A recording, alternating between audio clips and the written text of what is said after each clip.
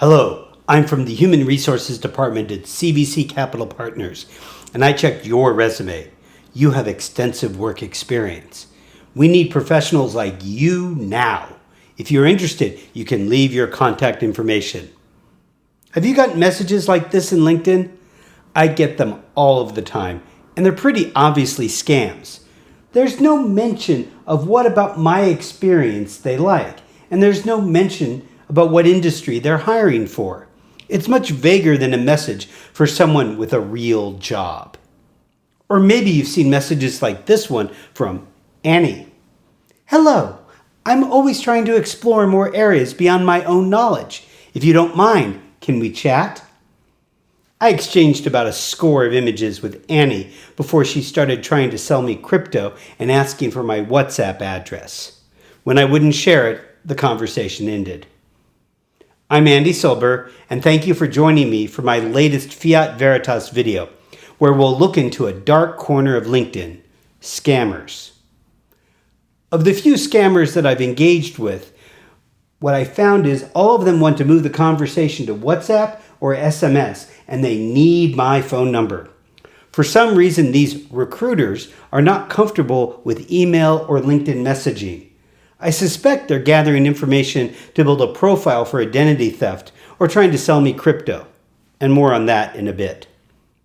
I usually just say I don't have WhatsApp account and they refuse to carry on the conversation. If there was any question that these are scams, that pretty much disappears at this point. To be clear, I'm not talking about legitimate spam, like someone trying to sell me a PMP certification class or recruit me for a job that isn't appropriate. What I'm talking about is someone who's lying about what they are and what they're selling. One time I did give a person my WhatsApp address, and I thought I'd share my conversation with her in the James Veitch fashion, though I'm not nearly as funny as he is. My initial conversation started on LinkedIn with someone who claimed to be an assistant to someone who was looking to hire someone like me. I was connected to a woman who claimed to be named Claire Chen. We exchanged over 100 messages on WhatsApp over a period of about 2 weeks. I've edited our conversation so you don't get too bored, but I've added nothing. The photos are all from her. Hello, is this Andy? I'm Claire Chen, and my assistant reached out to you on LinkedIn and sent me your contact information. Yes, it is. I was expecting your note. Nice to meet you. And you. I heard you had some horrific experiences on LinkedIn, as if it wasn't hard enough to be a woman in tech. Her assistant told me that Claire wasn't on LinkedIn because of some bad experiences with stalkers. It's just that these experiences make me feel bad. LinkedIn's ecological environment was very good before. It's just that more and more bad people are in it in recent years. The irony is not lost on me. What company are we talking about?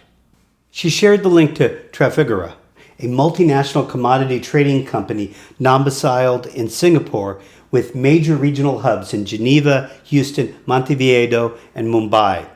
At least that's what the Wikipedia page says. Is this for a job listed on the website? No. I was afraid it was for the Mandarin-speaking social performance analyst in the Democratic Republic of Congo. I don't think I'm qualified for that. LOL, it's not. This is an undisclosed position. Our company now has a new development direction in biology in Europe and artificial intelligence and blockchain in North America. I think artificial intelligence will be a trend in the future, just like current blockchain has been applied to life. No question, there will also be a lot of dead ends that don't bring value. The trick is not to waste time on low-value hype. The key is focusing on solving problems, not developing technology. Unlike Veitch, I tried to approach the exercise like she was legitimate, even though I knew she wasn't. You have good market insight. Everything in the United States will have a good side and a bad side. What we need is to use the good side to solve the problem. I also came in contact with blockchain and invested in the current cryptocurrency. Do you agree? I always start with, what problem am I solving? For For blockchain, I've seen a lot of promises that don't make sense to me. I'm not a fan of cryptocurrency because I don't see many use cases beyond avoiding taxes and money laundering regulations. But I'm always open to hearing about solving problems. So if people have ideas that haven't occurred to me, I'm open. Encryption will be good for the market. High transparency. The creation of cryptocurrency is based on the blockchain on which we can see all the transactions, because when we make any kind of transaction, it will be saved in the blockchain. Currencies all over the world face inflation because governments print a lot of money and later they face inflation. But this is not possible with cryptocurrency. Cross-border transfers are fast and the fees are low. When traditional currencies are transferred between two countries, they will go through multiple checkpoints. They are often affected by policies and laws of various countries and regions, and there are many restrictions, making the entire transfer process time-consuming and poor experience. So she seems to be admitting that one of the purposes of crypto is to circumvent the law. This reminds me, the last time I was in Seattle lost a lot of people during the pandemic and just passed a bill restricting firearms not too long ago. And a lot has happened in the last few years. We discussed earlier that I lived in Seattle and that she was in LA. I'm not aware of the firearms law that you're referring to. It was HB 1240 some time ago. The sale of military offensive weapons is prohibited. My relatives who live on Mercer Island told me they'd ask for help before the bill came down. Someone who knows a friend who sells guns and needs to protect themselves. I have no idea why she brought this up. I just replied, nothing I can help with. I'm currently playing golf with a bank principal friend of mine at the LA County Golf. He invited me many times because I don't have time. I have free time today, so I went to play golf together. My friend wanted to seek my help. He wanted to know my investment broker, Jason, through me. I didn't immediately agree to help him. I wanted to ask my broker's opinion so as not to damage our relationship. Do you think I'm doing the right thing? Asking the broker makes sense. Yes, I respect my agent. I'm guessing she was hoping that I would request an introduction to Jason. How are things at Trafigura? I was thinking that AI could be a powerful tool in your energy trading department. That was the first mention of Trafigura since she shared the link in our first conversation. Her response was, Trafigura is fine. The energy sector would be fine with AI. And that was the last mention of Trafigura.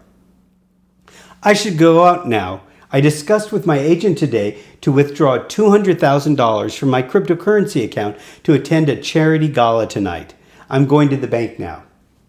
That's very generous. A little while later, I just finished the process and ran into my friend Lisa, who seemed to have a dispute with the staff here. I went up to find out that her wire transfer was rejected by the bank because she wanted to wire $300,000 US to a cryptocurrency account. The bank's response was to prevent the outflow of funds. I decided to help her. Banks have an obligation to follow the law. Yes, and I found the manager of the bank and I told him very forcefully that if he delayed the transaction, we would take all of our funds saved in the bank. Then we finally made the wire transfer without any problem. The bank just wanted us to buy their financial products and keep the money with them. Andy, what's your take on cryptocurrencies? What problem is it solving? I mean, what do you think about the future of cryptocurrencies? Alternative currencies have been around since Roman times. What is the problem with the US dollar and other fiat currencies that cryptocurrencies are solving? First, cryptocurrencies provide a decentralized transaction system that does not rely on traditional financial institutions, which means that transactions can be faster and easier. Second, cryptocurrency transaction records are kept on the blockchain, which makes transactions more transparent and secure, reducing the possibility of fraud and tampering. We are not sure what will happen in the future. The current cryptocurrency market is not regulated by any one country. I believe that cryptocurrency will be more and more involved in people's lives in the future. We are now in the early stages of the cryptocurrency market. We will use it more and more in the future. Learning more about it now can help us create effective value. I suggest you pay more attention to the news about it and learn something helpful, which can help us better understand this field. That makes sense. Not really, but I was playing along. Anyone following the news about crypto would know about SBF and FTX and understand there's plenty of corruption and fraud in the crypto world. Cryptocurrency is also a way to protect against inflation. It would be good for you to add it to your investment plan. What do you think? It's very volatile. And how do you know which currency to buy into? What I do is day trading. Insert some verbiage that I can't even parse, much less understand. I think it was buying highly leveraged options that would give a great win if you predicted how the market went and lose everything if you don't. Like in the movie Dumb Money about the short squeeze of the GameStop stock. Can you understand what I say? We do not hold any cryptocurrency. No, that doesn't make sense. I couldn't explain the principle clearly, but my broker led me to trade. Its advantage is that funds are flexible, fast in and fast out, and short-term trading can obtain high rewards in a short period of time. Generally, profit from short trades get lost in the transaction cost. I don't invest in anything where I don't see where the profit is coming from. Of course, everyone has their own investment projects. When we invest in any project, we need to have a certain understanding of it and even have a certain degree of control. It's also responsible for the security of our funds, and I'm glad you did. I'll skip the long conversation of her buying her mom some expensive jewelry. Just got to the office. There's a meeting in a few minutes. Today is going to be a busy day. Your office is a bit more casual than mine. I had a great day today and even did a trade in the afternoon relaxing at home. What did you trade? Day trading in cryptocurrencies. Guess how much profit I made? 10,000 US dollars. No, more. This is the profit chart of my transaction today. Congratulations. You should take your daughter and mom out to dinner. Thanks, I did. Here she repeated word for word her description of why one should buy crypto that she gave me about a week earlier. We exchanged a few more messages, but nothing interesting.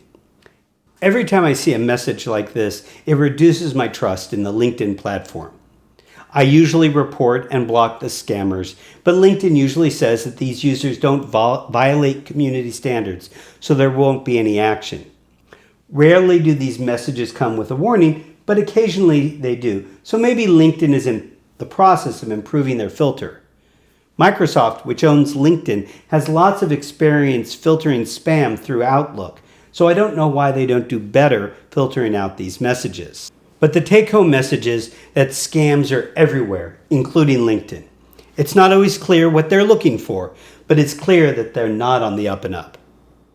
If you enjoyed this video, please like and subscribe and share with anyone you know who works at LinkedIn and ask them why they're not doing a better job filtering out the garbage.